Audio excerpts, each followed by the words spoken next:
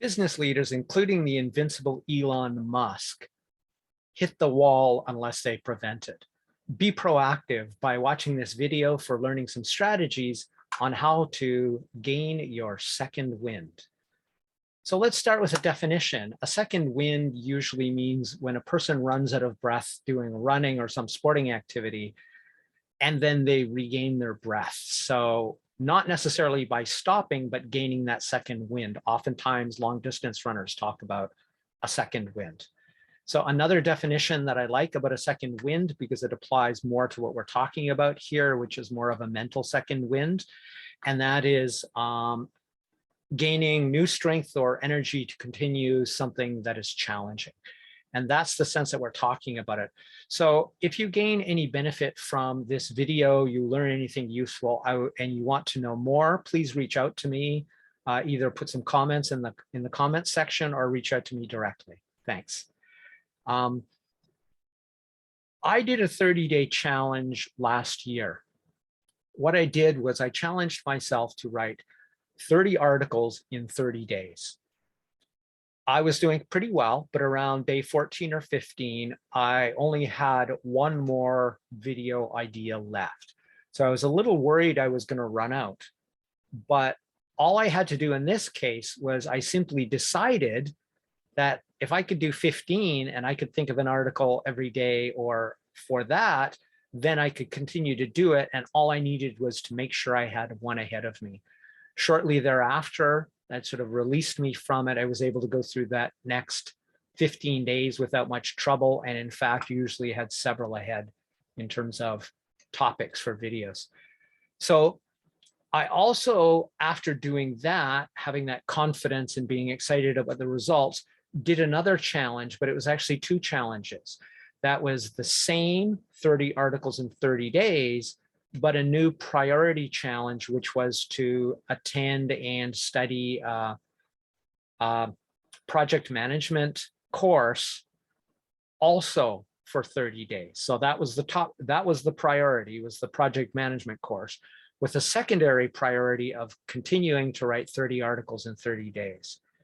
Now, I was able to do the course straight through in 30 days. I succeeded at that.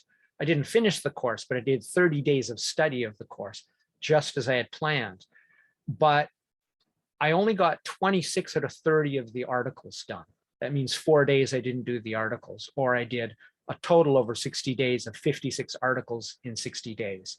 Now, what was surprising about this is it really did feel, even though that task shouldn't, in terms of time or anything else, and wasn't especially more, 30 minutes a day or so, doing two tasks with having basically must-have tasks daily felt 4 times harder.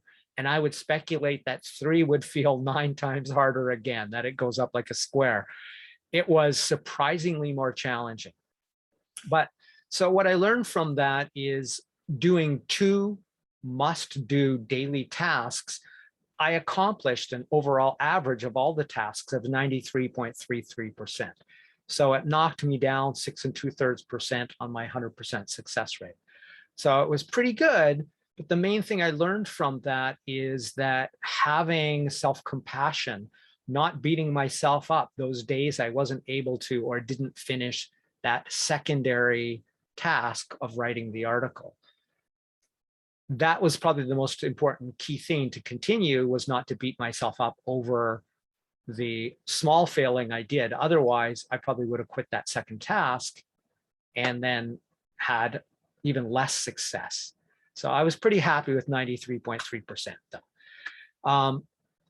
Now I'm on the 3rd challenge now, and the 3rd challenge is this year I'm doing 1 video every single day for this entire year. Today just happens to be video 100. That's 100 videos in 100 days. So it's going pretty well. I learned to stick with one priority task.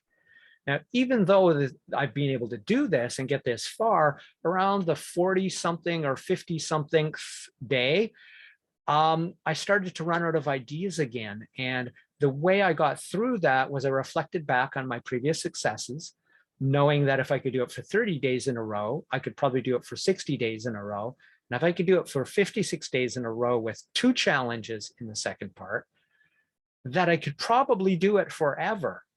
But then I added to that, I sort of did some, at first, unintentional RAS training. So RAS is your reticular activating system.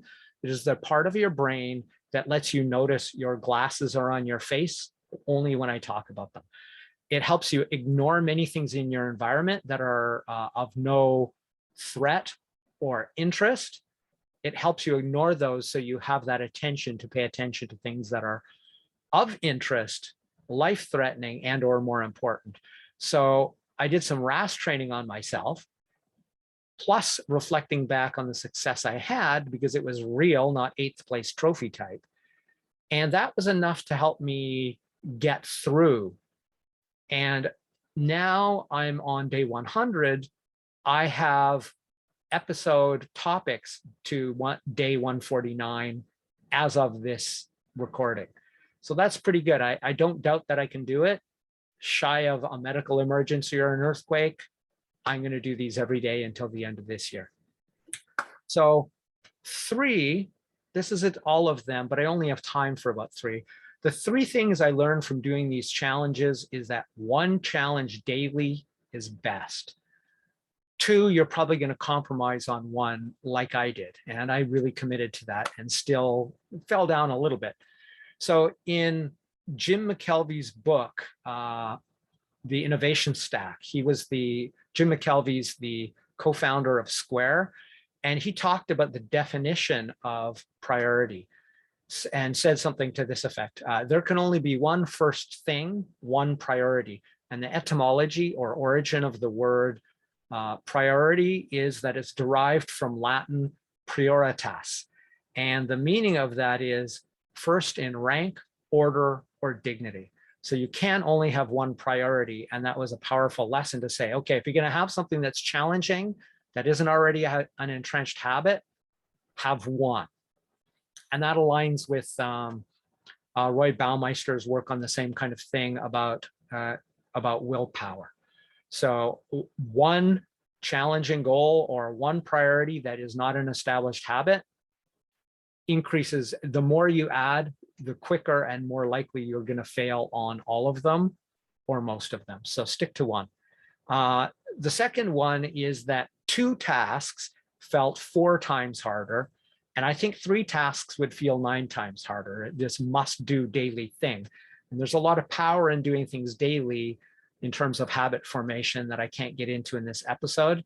I'll put a link in the description or in the video somewhere if I can find one that I specifically address that on a previous video. Okay, so the next thing I learned was that you should set your goals in like a Goldilocks zone. That is not too hard, but not too easy. Because if it's too easy, what happens is it becomes meaningless and demotivating. Yay, I did 1 push-up.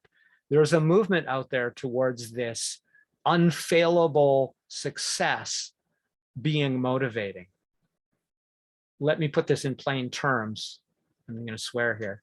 Horse shit. Doing 1 push-up does not make a person feel like they've accomplished something. Doing as many push-ups as they can, even if they have to rest a day, will make them feel a lot more proud. And there's a lot of research to support what I'm saying there. So if it's too easy, it's meaningless and demotivating. But if it's too hard, it's going to be overwhelming. And then if you fail, or if you drop off for a couple of days, you'll feel really demoralized and you're quite likely to quit. So don't set yourself up for failure, but don't set yourself up for inevitable success because you chose a pathetically low challenge. Set it in that Goldilocks zone, and then that way you will feel damn proud of yourself and confident for having actually done it. I know I can do it because it was hard and I did it anyway. Very important. So that's pretty much it. The big lesson for this is that prevention is better than cure. Prepare yourself to catch that second wind before you need that second wind. This has been Crush It Club episode 100, how to get your second wind. My name is Tim B. Green. Bye for now.